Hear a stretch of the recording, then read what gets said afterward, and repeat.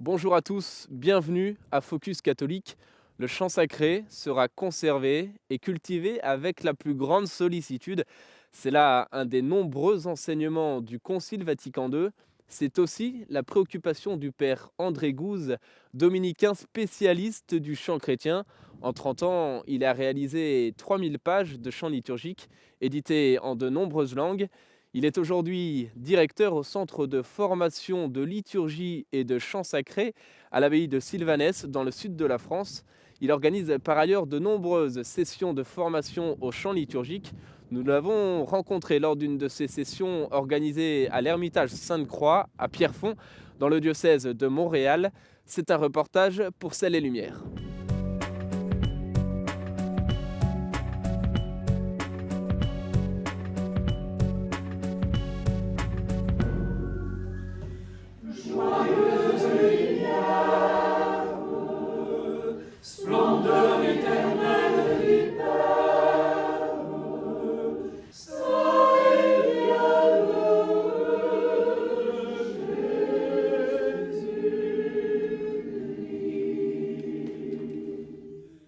Bonjour Père André Gouze, merci beaucoup d'accepter de prendre du temps pour répondre à nos questions. Régulièrement, vous délivrez des sessions de formation sur le chant liturgique. Et la première question que je voudrais vous poser, c'est qu'est-ce que la liturgie ? La liturgie, c'est à la fois dans la célébration, c'est l'œuvre de la communauté chrétienne, et du côté adressé à Dieu, qui est vraiment l'acteur principal, puisque son action, c'est dans la communion de foi, c'est ce que sa grâce accomplit dans nos cœurs à travers le grand mémorial du salut en Jésus-Christ. Alors donc, l'Église et la liturgie ne font qu'un. Donc là, vous venez de définir la liturgie. Comment est-ce que vous définiriez à présent le chant liturgique ? Alors le chant intervient dans les moyens. Il y a la liturgie comme sens, la liturgie comme mouvement, et puis il y a la liturgie après dans toute la mise en œuvre complexe de ce mystère. J'ai parlé du mystère, alors après il y a l'acte même liturgique, et cet acte il est pluriel, puisque les sacrements comme le baptême, la confirmation font partie aussi de l'œuvre liturgique de l'Église. Et bien sûr, ce qui est le lien permanent entre Dieu et l'homme en Jésus-Christ, entre les baptisés et dans l'Église justement aussi entre les prêtres, tout l'ensemble de ce qui est le corps même de l'Église. Et ce sont évidemment, c'est la messe, c'est l'Eucharistie. C'est vrai que c'est le sommet de la vie chrétienne, comme on l'a toujours désigné, et les premiers chrétiens, et les grands conciles du Moyen-Âge, et Vatican II. Tu es saint, Dieu, tu es saint fort, saint immortel, en pitié de nous. Mon père, est-ce que le chant est indispensable à la liturgie ? Est-ce qu'on peut dissocier le chant et la liturgie ou pas ? La force je dirais de l'œuvre liturgique, c'est justement le mystère pascal. Quoi que nous fassions dans l'Église, c'est dans cette force de renouvellement qui est la Pâque du Seigneur. Et cette Pâque, les chrétiens l'ont toujours célébrée. D'abord, ils l'ont reçue dans l'action de grâce, et ils l'ont toujours célébrée dans le chant, qui est la langue de l'action de grâce. Moi, je ne conçois pas le mémorial chrétien sans justement le canticum Deo Nostro, c'est-à-dire sans ce chant à la gloire de Dieu. C'est en même temps la célébration de la gloire de Dieu. Et le chant est la langue justement de cette glorification. Le chant est la langue justement et le sceau de cette délivrance que le Christ a accomplie par sa mort et résurrection. C'est le chant de la Pâque. Alors pourquoi utiliser le chant dans la liturgie et quel est le but ultime du chant liturgique ? La musique dans l'Église n'a pas une fonction décorative, c'est pas le concert, et c'est tellement vrai que les premiers chrétiens, dès le début, chantent ensemble. Et d'ailleurs, c'était aussi dans la tradition juive. Certes, il y a des répartitions de fonctions d'une liturgie qui se complexifie, une liturgie qui se développe, puisque dans la liturgie, le noyau, c'est le mémorial pascal, c'est la messe. Nous l'appelons la messe chez les catholiques. D'autres églises chrétiennes l'appellent autrement, ils disent liturgie. Nous l'appelons la messe, et les orthodoxes l'appellent liturgie, le culte, etc. Mais ce que je veux dire, c'est que le chant est le souffle de ce mystère pascal. Il en est la puissance inaugurale même de la joie. Et c'est un appel au bonheur, le mémorial chrétien. Est-ce qu'à force de chant, à force de musique qui nécessite d'être concentré dans la parole, dans le rythme, etc., on ne passe pas à côté de l'essentiel, de la contemplation? Mais la contemplation, ce n'est pas passif. Tu as l'idée de la contemplation platonicienne dans les idées. Et il y a une dérive occidentale, souvent, de croire que la contemplation, justement, mais elle est presque plus païenne que chrétienne. Quand tu chantes de façon amoureuse, le sommet du chant chrétien, c'est qu'il est à la fois contemplation, il est action, et en même temps, il est communion, c'est-à-dire il est amour. Et ce n'est pas intellectuel. Alors que dans la liturgie, on est dans l'ordre du charnel. C'est dans le charnel de son corps que le Christ a souffert. C'est dans le charnel de son corps glorifié qu'il est ressuscité. Et c'est dans le charnel de la vie sacramentelle que nous accédons à la vie spirituelle en lui et au renouveau permanent, si on est croyant, à travers la pratique sacramentelle. Vous voyez, et je dirais que ce qui, de façon continue, est l'expression la plus gratuite et la plus gracieuse, c'est justement, comme les Hébreux en traversant la mer Rouge, c'est le cantique de la Pâque. Et la Pâque est un cantique, avant d'être une théologie. Le Christ est ressuscité tellement, par sa mort il a vaincu la mort. Au monde il a donné la vie. Vous évoquiez tout à l'heure le Concile Vatican II, et beaucoup disent que vous êtes dans le souffle réformateur de Vatican II, justement. Qu'est-ce que nous enseigne ce concile en matière de chant liturgique ? Il nous rappelle des choses qu'on avait eu tendance dans l'Occident décadent et que j'ai connu, c'est-à-dire que le chant était dévolué souvent à quelques belles cantatrices du haut des tribunes qui chantaient un tantum ergo.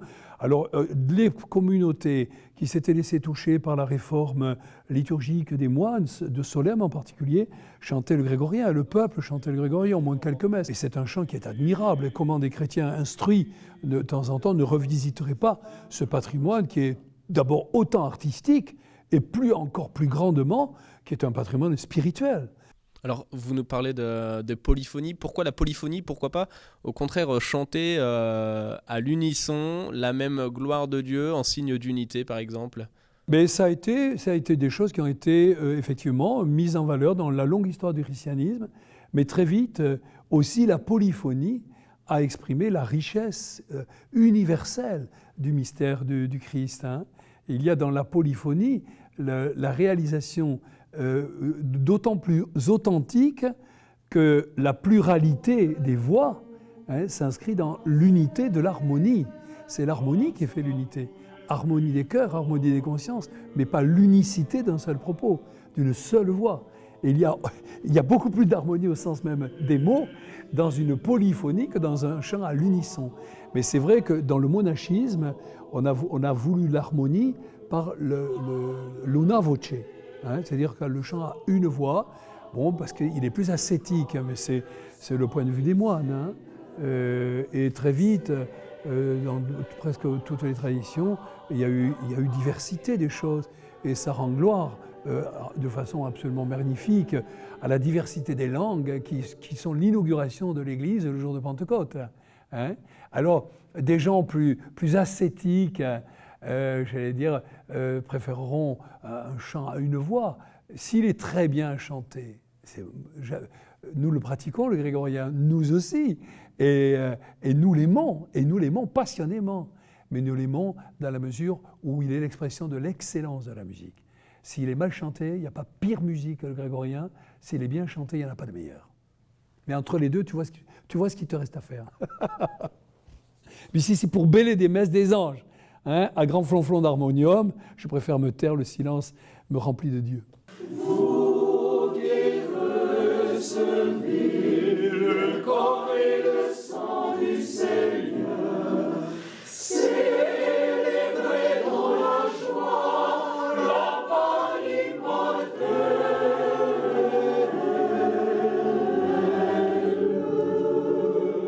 Alors vos œuvres connaissent un grand succès, elles sont traduites dans de nombreuses langues à travers le monde entier.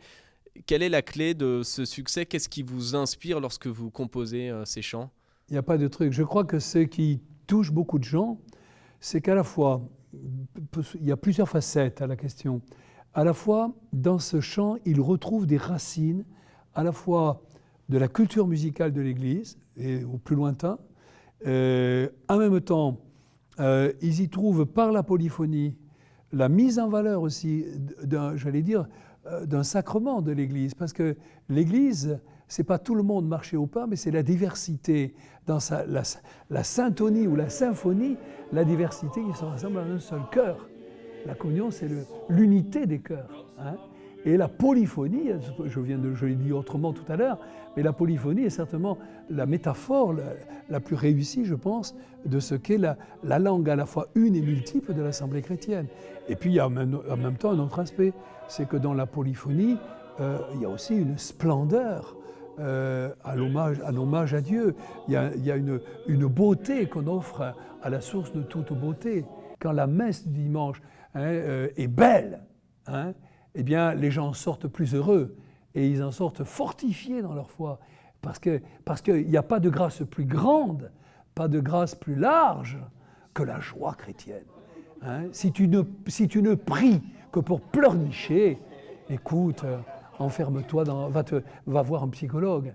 Mais tu pries aussi pour te réjouir de la grâce de Dieu. Tu loues le Seigneur pour lui rendre grâce éternellement, dans la posture d'éternité, pour lui rendre grâce de t'avoir sauvé et libéré de la mort. Cela fait maintenant plus de 30 ans que vous composez vos œuvres. Est-ce qu'il y a une évolution depuis 30 ans ou vous travaillez toujours de la même manière? Oui et non, je reste attaché à deux sources pour moi, à la fois qui sont le grégorien, parce que j'aime beaucoup la modalité, l'écriture modale. Je suis attentif même dans certaines harmonisations, même si par souci de simplicité et de clarté pour le chanteur qui n'est pas musicien de formation, j'essaye de simplifier certaines choses. Alors c'est vrai que l'écriture tonale est plus simple à l'oreille pour un occidental que la subtilité des écritures modales, vous voyez. Mais je joue de l'un, je joue de l'autre, et pour moi-même, selon les textes que je mets en musique, aussi libérer aussi ma créativité, quoi. J'utilise tout, mais ne m'oblige en rien. Quels sont selon vous les critères qui aujourd'hui doivent guider un compositeur de chant liturgique? Je dirais le premier critère, c'est qu'il est d'abord une inspiration d'ordre spirituel, et je dirais mystique même, j'emploierais même le mot de mystique. Il faut que le texte, déjà quand il le lit, ce texte lui inspire une émotion. Donc il faut des textes authentiques. Et c'est pour ça que la liturgie ancienne, elle priait Dieu dans la langue de Dieu qui est l'écriture. Hein, il n'y avait pas ces bavardages aujourd'hui qu'on appelle les cantiques, hein, qui certains peuvent être bien. Aujourd'hui, si vous entendez sa voix, n'endurcissez pas votre cœur.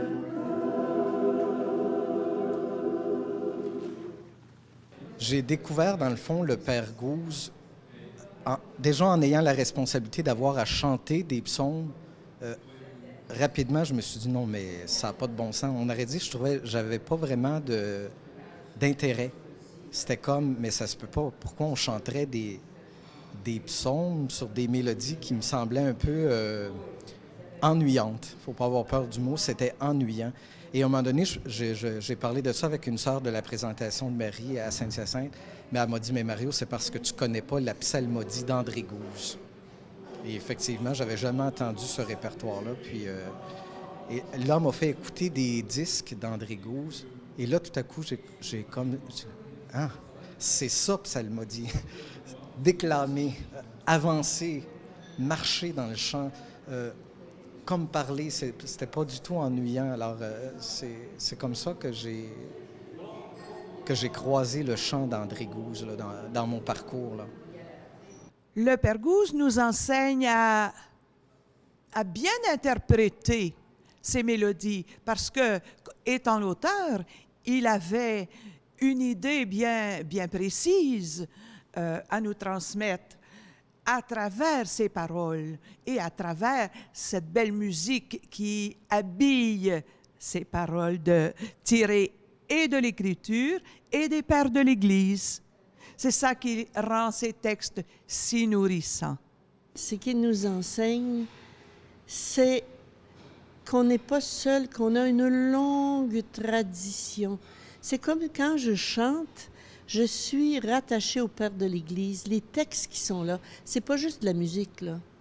Et ça me ramène aussi aux orthodoxes, la musique orthodoxe que j'aime tellement, qui m'amène en profondeur. Le chant liturgique, la musique semble simple, mais ce n'est pas si simple que ça.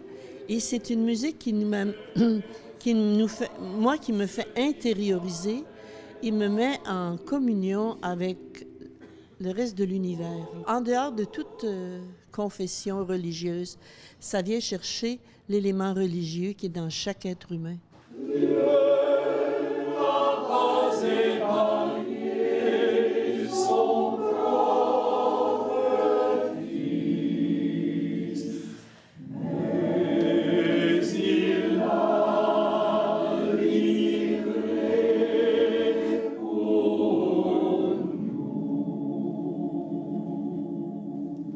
Le chant d'André Gouze, il est mystique, mais il est plus que ça aussi, je dirais. Il est très corporel.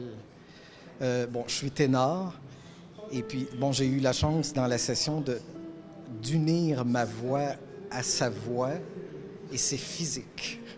C'est physique. L'ardeur qui l'exige des choristes, wow! C'est pas juste chanter mou, mollement, là. C'est corporel, c'est physique. Alors, je le qualifie comme ça. Et je trouve que ça dépasse juste l'aspect mystique de son chant.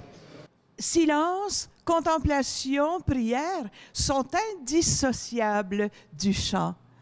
On chante et on est aussi dans la contemplation. En même temps, on est dans un profond silence intérieur parce que le Seigneur nous parle à travers ces chants-là, à travers ces paroles-là. La fonction ultime du chant liturgique,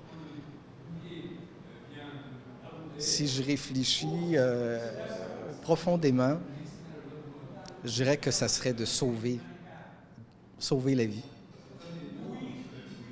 Moi, ça m'a sauvé dans ma vie, la musique. Et puis, des fois, j'ai des témoignages, j'entends des témoignages de gens qui entrent dans la cathédrale et qui avaient plus ou moins le goût de vivre.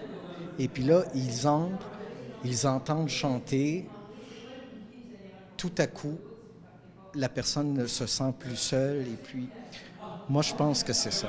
La musique, c'est pas juste que je pense, j'en ai une certitude.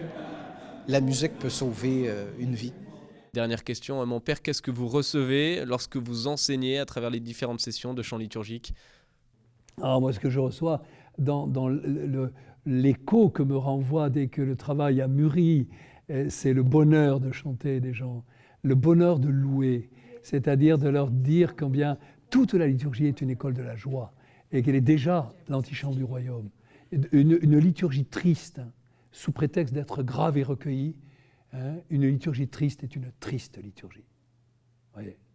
Et que pour les anciens, on le voit dans des textes, pour les anciens, la tristesse est un péché. Dans le concert de la prière, de l'adoration, la louange est un sommet, elle est toujours un sommet. C'est pas... parce qu'il y a de la gratitude, de la louange, et l'ouverture et l'offrande la plus ardente, la plus chaude, brûlante, j'allais dire, à la gloire et à la joie de Dieu, et à l'honneur de Dieu, mais dans l'innocence, dans la libération complète de toutes nos peurs, hein. L'homme qui chante dans la joie est l'homme qui est en Dieu, qui vit en Dieu. Hein. Sinon, à quoi ça nous servirait de chercher Dieu, hein? Si la rencontre avec Dieu ne s'intonise pas à un certain moment dans une communion, une effusion, hein, et une relation qui nous transmet justement ce mystère d'une joie qui peut être douce, qui peut être paisible, une joie que même le temps n'arrête pas, parce que c'est un état de vie. La joie devient un état de vie. Et je dirais que c'est l'état même le plus saint et saïenne, et qui devient le plus saint et saïenneté.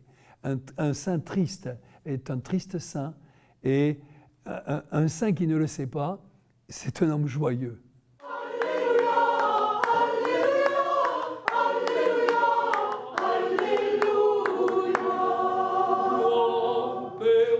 Au Saint-Esprit, Seigneur, consacre-nous en ta parole. Alléluia, Alléluia, Alléluia, Alléluia, Alléluia, Alléluia, Alléluia, Alléluia. La musique sacrée semble donc être partie intégrante de la liturgie et les deux ne sont donc pas dissociables. Le chant liturgique est un trésor inestimable qu'il nous faut conserver et dont le but ultime est la gloire de Dieu et la sanctification des fidèles. Merci d'avoir été avec nous. C'était Charles Le Bourgeois depuis l'Ermitage Sainte-Croix pour Ciel et Lumière.